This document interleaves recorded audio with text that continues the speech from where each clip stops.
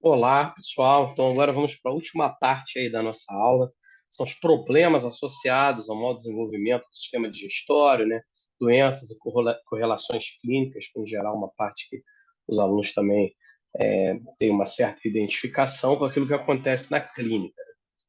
Então, a gente vai fazer uma descrição de possíveis problemas, né, morfológicos, com algumas causas já moleculares conhecidas, e um deles, né, a gente vai começar parte mais anterior, aqui no esôfago, né?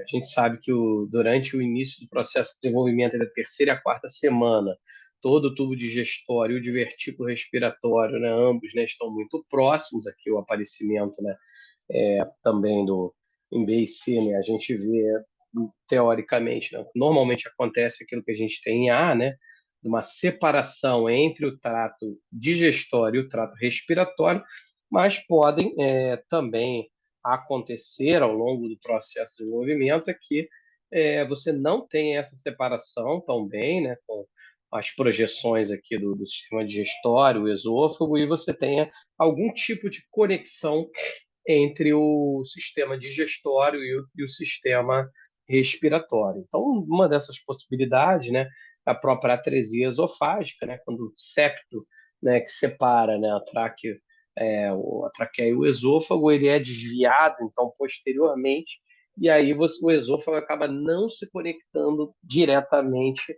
ao estômago. Então, o que acontece é que a criança vai aspirar alimentos, né, o bebê, para a traqueia. Então, você em geral, um processo cirúrgico, né? Principalmente quando tem essa fístula na conexão entre a traqueia e o esôfago. Aqui, alguns exemplos, né, de não conexão, né? Normalmente você teria aqui o esôfago sendo conectado com o estômago, aqui alguns exemplos de conexão direto com a traqueia, ou passando pela traqueia, ou às vezes algumas pequenas conexões, né, ainda permanecendo entre a traqueia e o esôfago, isso obviamente que acaba gerando problemas, né? Quer dizer, acaba gerando muitos problemas de desenvolvimento, que muitas vezes esses problemas são cirúrgicos. Um outro problema, né, no desenvolvimento do estômago é a chamada mucosa gástrica heterotrópica, que são pedaços, né, de tecidos da mucosa gástrica, que é uma mucosa, né, com produção de ácidos e substâncias, né, e acaba fazendo um processo de digestão para outras regiões do trato digestório. Então, as setas aqui indicam para onde essa mucosa gástrica pode migrar e os seus possíveis efeitos. Então, a gente vê que pode desde mucosa gástrica para a língua, mas para outras regiões, como o próprio esôfago, intestino, né? Isso também levando a problemas, né, também no processo de desenvolvimento. Temos duplicações, né, muitas vezes de divertículos muito grandes, né, duplicações gástricas, alguns divertículos que podem levar a acúmulos de alimentos, né, cistos entéricos, muitas vezes duplicações nas regiões do intestino, né, algumas muitas vezes abertas e outras fechadas. O próprio divertículo de Meckel, né, que é uma duplicação, um aumento aqui na região posterior, né, alguns divertículos falsos, né? Então, todos esses podem vir a ser também problemas ou apenas, muitas vezes, achados clínicos, né? Outros problemas que têm uma certa ocorrência são problemas de rotação no intestino. Então, em geral, a gente ocorre, né, no início do desenvolvimento uma rotação de 90 graus, né, que é a região posterior do intestino, né, delgado, ela sobe, né, uma rotação de 90 graus, mas às vezes e logo depois você tem uma rotação que chama de rotação de 180 graus, como a gente pode observar, né? O século que desse lado direito ele vai descer, vai vir aqui para baixo, né?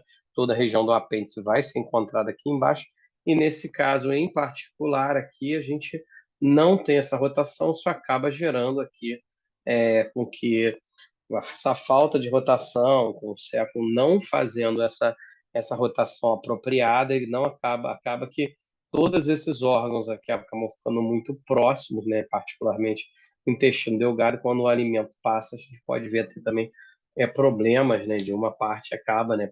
Por enchimento, preenchimento, encostando na outra, causando também, obviamente, desconforto.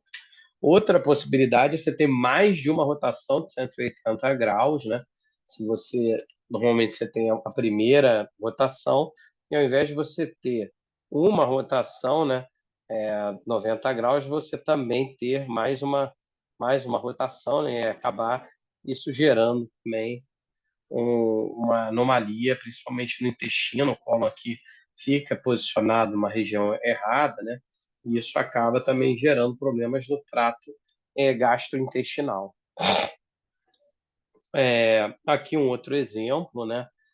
Nesse caso particular, a região posterior ela não faz a rotação, né? Ela não sobe, isso gerando, né, que o septum fique próximo aqui na região mais proximal, próximo do estômago, próximo, né, do fígado, fica para o lado de lá, mas do lado direito, mas mesmo assim relativamente próximo da cavidade abdominal.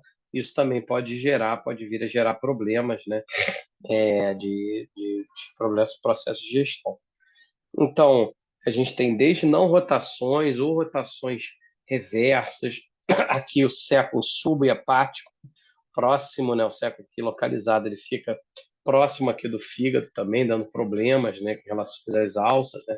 Esses são alguns dos problemas que muitas vezes nesses processos de rotação eles acabam gerando também com sexo subhepático invólulos, né, que você vai ter toda uma,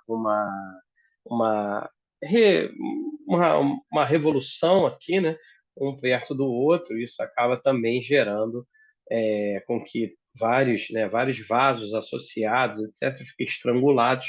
Isso acaba levando também a um problema de vascularização e também no processo de passagem do alimento, né? Extensão aqui do duodeno, etc., né?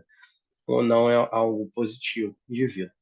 Outro bastante comum, falei no início da aula, de vesículo de Meckel, então aqui na região também é, do intestino, né, intestino delgado, você ter, né, projeções, né, e você tem diversos tipos de vesículos de Meckel, né, e essas projeções elas podem desde ser apenas um pequeno prolongamento, né, que não causa grandes problemas, até mesmo alguns tipos de fístula com aberturas para a sua epiderme, com cistos, né? E com ligamento fibroso, né? Então, dependendo do tipo de conexão, do tipo de problema que você tiver aqui de conexão do intestino com o exterior, você pode ter extravasamento de líquidos, etc. Isso tudo, então, tem que ser corrigido cirurgicamente. O grande perigo, né, desse divertículo de Meckel realmente é quando ele se aproxima aqui do umbigo, né? Então aqui um cordão fibroso, né? Podendo haver conexão. Aqui, como eu falei, é uma fístula com total conexão e o que é o pior de tudo, que é o vóbulos, né? Esse entremeamento, que isso aqui realmente pode se tornar, né? Isso pode ser uma coisa transitória, mas pode se tornar em algo bastante grave para o indivíduo. Outro também problema é a falta de retorno, né? Quando você tem os loops intestinais, que eles são feitos quase que fora do antes do processo de fechamento, eles têm que retornar para a cavidade abdominal, e aí pode ser desde um problema na proliferação da epiderme, aí não, acaba que não tem espaço para o indivíduo retornar, né? Para o retorno completo do intestino para a cavidade abdominal, e isso realmente é um problema muito sério. Por último, né, a gente tem a doença de Hirschsprung, né, uma desordem no sistema nervoso entérico, até a proliferação dos nossos órgãos digestórios, ela também depende, né, dessa sinalização, dessa conversa do sistema nervoso entérico e, propriamente dito, do endoderma em desenvolvimento, do tubo em desenvolvimento, e isso, então, quando você não tem desenvolvimento, sinalização do sistema nervoso entérico, você pode vir a ter uma obstrução completa ou parcial por você não ter esses gânglios que auxiliam na passagem de alimentos, né? Eles ficam aí na camada muscular, né? E na camada submucosa. Problemas com órgãos associados, um bastante comum é o pâncreas anular, né? Quando você, ao invés de ter um broto ventral no pâncreas, você tem dois, e aí, pelo dobramento, esses dois pâncreas, nós chamamos de pâncreas anulares, eles vão aqui, então, fazer a estenose, vão aí fazer uma estenose no duodeno, aqui passando, né? Então, aqui mais uma demonstração, né? Esse pâncreas bilobular, né? Vai levar esse pâncreas anular. E, como eu também já falei, né? O pâncreas heterotópico, não só o estômago, mas também porções do pâncreas podem migrar para algumas regiões, né, tão próximas aqui do estômago, né, provavelmente dito, mas também para baço, para pulmão e etc. Né, pode ter uma migração dessa camada de pâncreas, né, de células de pâncreas para outras regiões. A gente também pode observar, né, problemas no próprio alantoide, né? Pode dar origem tanto a divertículos quanto a cistos, né? Mesmo vesículas ou fístulas, né? Então, aqui uma fístula, conexão, aqui um cisto, né? Uráculo, podendo também levar a extravasamento de líquido, né? No caso de urina, para a região aqui também abdominal.